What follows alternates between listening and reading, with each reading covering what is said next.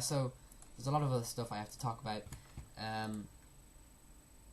Oh god, I just backtracked there. But really, for this, I sort of started thinking about names for channels. Once I got on the idea or the train of, okay, I'm making a channel now. That was back, of course, in my starting date was October 26, 2014. So before that, I was like, okay, I think I want to start making videos on YouTube. I've seen other people do it. I'm really inspired to do it myself, and I was feeling like I could attract some people to do this. And it's sort of the ironic thing that in the process of wanting to make videos, I also want to get the fans, and that's sort of the thing that when you start making videos, you start realizing, and then you start making more videos, and you grow into a mindset that maybe when you started a channel you didn't think the same way as when you are at the moment. That doesn't make much sense, but what I'm trying to say is your perspective changes on making videos as you make them. So at the beginning you're thinking, oh, this will be fun, but it does take a degree of work to actually keep on doing it. If you have ever made YouTube videos once, I know a lot of people do, they just make a few videos and they stop, and they realize they've stopped, but they don't want to make videos anymore because they've lost the motivation. You got to keep up the motivation. You got to make it sort of consistent so that you're on the level where you don't drop off and then you can't get up again, because that's what happens. And so it's basically a metaphor for making videos. You've got to be, you've got to keep going. You can't just stop. but no, you can take breaks and all that. But anyway, the TV Hub Official one. I was like, what are my biggest influences on things that I love and things that I'm thinking about at the moment, and I just want to get my feelings out, or things that I decided, you know what, I'm going to do some cool stuff, and I'm going to make a really interesting videos, inspired of course by channels that I've known at the time. I think I wanted to make my videos a little funner than I actually ended up doing, which is I thought, okay, which I'm doing at the moment is the top 10 worst after Red Dwarf. That was the sort of thing I was hoping to do at the beginning, but I realized I can't because, well, I can, but I thought, okay, what if I don't do those because they're going to take too much work? And at the start I was like, I'm not going to do that much work, I've already started this channel. So I was like, okay, how am I going to do this that would make it easier for no editing? How about I get a number of pictures from the episode, right? And just put them out there, and then I talk about the episode. So that's what I did for series 1. And that was all the beginning, and I actually the way I started with, I would actually write down in a copybook everything I needed to talk about in that episode.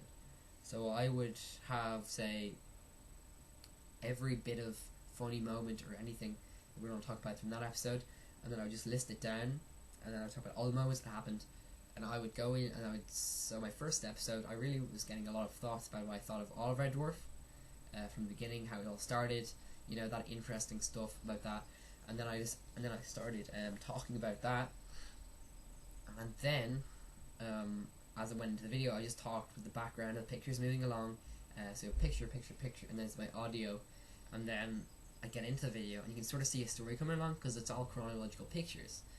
But that was a weird way of doing it, which I actually did in the future for like Malcom in the Middle and stuff like that.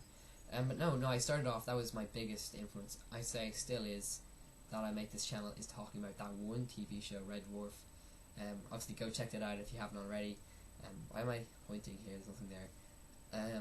Leave a link to the episode. No, but that was the biggest thing for me. So I watched all of series 1. I did my whole trail through that series. It made me think that I really only focus on the first few series. I never really look at the future series, which I haven't even done yet.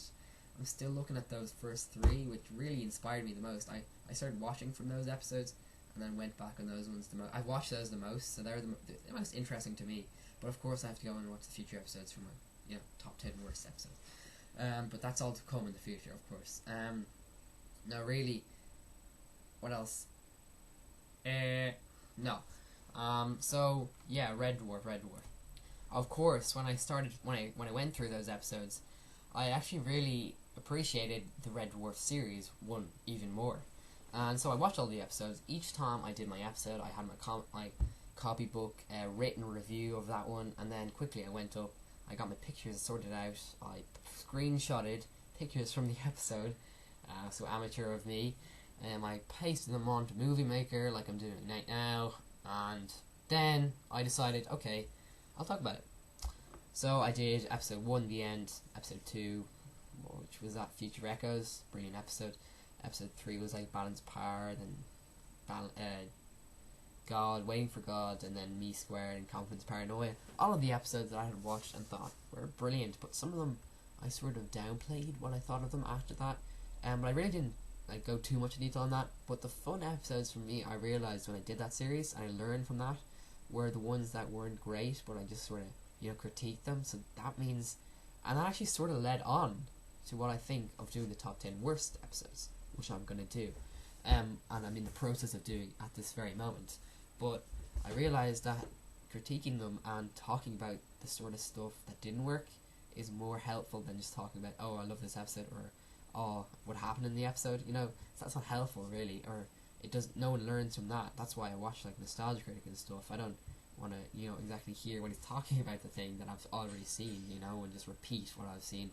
But as well as that, you gotta basically talk about a lot of what was wrong, what can be improved. And so the worst episode, which are like Waiting for God, I really got into talking about the bad stuff in that episode, and that was fun. You can go watch all those on my channel. I have left them in a playlist there with there were 3 other episodes. I know there's 9 episodes in that playlist because I've done 9 reviews, and the last 3 are ones that I enjoy, and they're from the earlier seasons as well. So I really haven't gone into the later seasons as much, have I? No. So we had episode 1, episode 2. My third video, funnily enough, wasn't even a Red Dwarf, because at the time, obviously, I was thinking of WWE as well. So there, and I still do, obviously. So my third episode was WWE NXT. In fact, the title of the video was WWE NXT Review 23rd 10/14. So it was the 23rd of October 2014, and this was a few days after. So the episode was a few days before I founded the channel, so I found that I quickly went on to doing this review. I can't remember exactly what made me start it. Obviously, that was actually probably the first episode of NXT I watched ever. I'd seen maybe a year back, I've heard of this product called NXT that I informed back in 2012. It was a proper show, and I didn't realise what people were thinking of it. So I think I heard some news or saw reviews of the show, but I never really know what it was about. So I went over, okay, I'm going to actually watch this show and, give my own opinion and tell everybody what happened. So I did the same thing. I got the copybook out. I wrote about NXT review. I think I still have the copybook, which you can go check out. I said NXT review. I'm gonna go and look at that, and then that happened where I watched the episode and I was like, okay, I'm gonna keep watching these, because obviously chronological. WWE, it's the thing where you can never stop watching them because the story just goes on and on forever. So I actually have seen the debut of a few different wrestlers at the time. I'm like granddad of NXT, but it was only back in October, but it feels like a lifetime since then. But no, so I did every single consistent week. I was like, okay, I can do this. Pretty easy to watch, the hour long. It got me interested. Only seeing them was only an hour long, so I could definitely do those each week. And I was like, that's a realistic goal for me. I know I've missed a few weeks since then, which we're going to talk about, but I started doing my next reviews. I picked favourites, favourite moments maybe. I gave it a mark, which I sort of stopped doing because that's kind of hard to do. I realised doing 10 out of 10s or whatever out of 10 is really hard to do and keep up. After that, I went on and... Okay, so yeah, the NXT review. My first one wasn't very good. I think they've all pretty much stayed in the same format. I did really bad pictures, which I need to improve on. I just put a picture again, and then I talked about it through that episode. So I went back to my Red Dwarf reviews. My 5th video was a WWE Hell in a Cell 2014 reaction and review.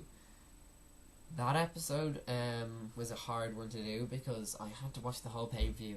I just didn't really like it that much, the pay-per-view. I know I talked about how I liked it, but that one I had to talk about every single match, about 8 on the card, and my reaction was what sort of was. It wasn't really a review more, it was a reaction. It was, okay, I'm going to talk about Hell in a Cell, I'm going to talk about every match, and maybe give a slight comment on most of them. at the end, I think I did an overview, so that was good. That was, professional of me. I might have done a mark. I'm not sure. Again, I haven't watched any of these videos since then. I might go, once, every so often, I might go back and watch an old episode and see, what I thought of that thing, because it's fun to go back and even watch those things. Hell in a Cell reaction. That was a pay-per-view. One of the first I decided, okay, I'm going to start watching the pay-per-views, and that was a bit too much for me, because I actually stopped. So I did Hell in a Cell. I never did any pay-per-views after that year. I think I did like one or two more after those, which of course, that's the only pay-per-views I watched. That's literally it for me on the main roster of WWE. I always listen to the information, so I know I'm up to date on everything. It goes on, the rumors, everything, the characters, the championships, everything like that. But I never actually watch the things. And for me, the pay-per-views are just, they don't tell you anything. Raw are the ones where they give you all the information with the story. Pay-per-view may sum it up in a video package or two, and you just have to watch the matches, which can be drawn out at times. And that's why I have a big problem with that. But of course, I have to discuss that in my WWE retrospective after this. So, that's a thing. Hell in a Cell reaction review. That was 41 minutes long. It was my first long video, and I found them hard to do. I still find them hard to do to this day, even with these podcasts. They're unscripted, and I just have to keep talking, getting loads of information out, and I know that nobody's going to watch this full video, but they might see stuff that they like in it, they might skip through, and I'm going to probably leave a transcript at the bottom of this video just to get to certain points where I talk about certain things. But no, I think this has been alright so far. Comment below. No, my first long video, it went alright. That's what I remember. That's what I remember from that time. It went alright. The Hell in a Cell reaction and review 2014, it went alright. It was fine. So then I did, I went back on to the NXTs and Red Dwarf reviews, and there were the things I was doing. I was like, okay, next month I'm going to do the next pay-per-view. Not really, never did it. So I never carried on with the storylines. And it's interesting to me, because they're the only full matches I've seen for a while in 2014. So things have changed dramatically in the landscape of WWE. Yeah, again, so there you go. I went through more episodes, and then 6 months ago, I don't know what the exact date was, in November around that time, after Finn Balor's debut, which has made a big impact on NXT again, and I was like, okay, Finn Balor here is an Irish guy that I really looked up to. Well, I sort of did. I was sort of expecting him to come in, and then when he did, I was really more excited about NXT. Every week I would think, okay, he's going to have a match or something, but he was a guy for me that really kept me. Okay, the first few weeks, it was the whole new factor of watching NXT and doing reviews, but then when Finn Balor came in a few weeks into my reviews, I was like, okay, I love this, I'm going to keep doing this. And that's what kept me the whole way through. So Finn Balor was there, I was like, I'm going to keep doing these reviews of each week of NXT. So that all kept up. Then along came 6 months ago my Malcom in the Middle pilot review. That all started from a show that I really haven't kept up to date with. I'm serious. Okay, I've seen the odd episode on TV. I was never a big fan of it. I was a big fan of it, sorry, but I just never watched all the episodes, or not most of them. So I did my Series 1 look at, and that was a big, it was only a 14 episode series or something, but I didn't actually finish them. It's a funny story, I'm going to talk about that now. So Malcolm Middle, a show I thought was interesting and needed to be talked about, and it hadn't been talked about on YouTube like a lot of the other shows here, so I started doing those reviews. I'll tell you how far I got in. So I did episode 1, which is the pilot, and I really thought that was a great pilot, one of my favourite pilots of all time. So I kept on going. I did episode 2, Dress. I love all these episodes. They're one of the funniest shows I've ever seen. Funny bit of trivia for you guys. The guy who wanted to direct, or did direct, the pilot of the Red Dwarf USA, which we all know was a big failure, went on to direct Red Dwarf USA. He went on to direct Malcolm in the Middle, or the writer of Malcolm in the Middle, or something like that. That's interesting. Maybe that's why I like it so much. It was such a wacky show here, just like Red Dwarf, and it reminded me in a sort of way.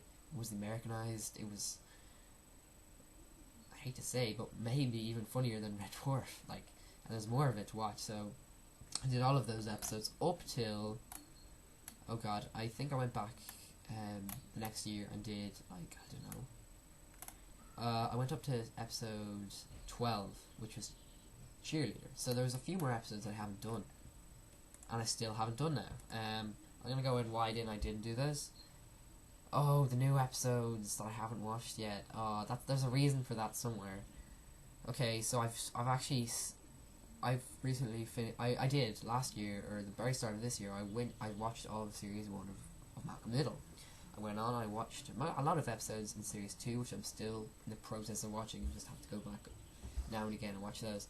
But the reason I have stopped, there is no reason. The thing is, the simple fact I was doing other videos, and my interest, it didn't stop. You know, I've watched the full series 1. I told you, but I don't know. For me, I couldn't completely get that as interested as other things than I was at Malcolm Middle. So I found other things more interesting than doing the reviews of Malcolm Middle. You know what? If you want to comment below, or I might think about it in the future, over the summer, I might finish off those Malcolm Middle series 1. I'll finish all those episodes. I might even do a talk about the whole series of series 1. So yeah, still watching that show. Still on season 2. I'll tell you how we do on that. Speaking of that, I'm going to be talking about what I watched and reviewed recently. Wow. Okay. Keep on track. So those were all the things I was doing at the moment. If you remember, I finished the Red Dwarf series 1, of course. I was doing my NXTs each week, which is the main constant. But then the Malcolm Middles I kept doing, so they were fun to do.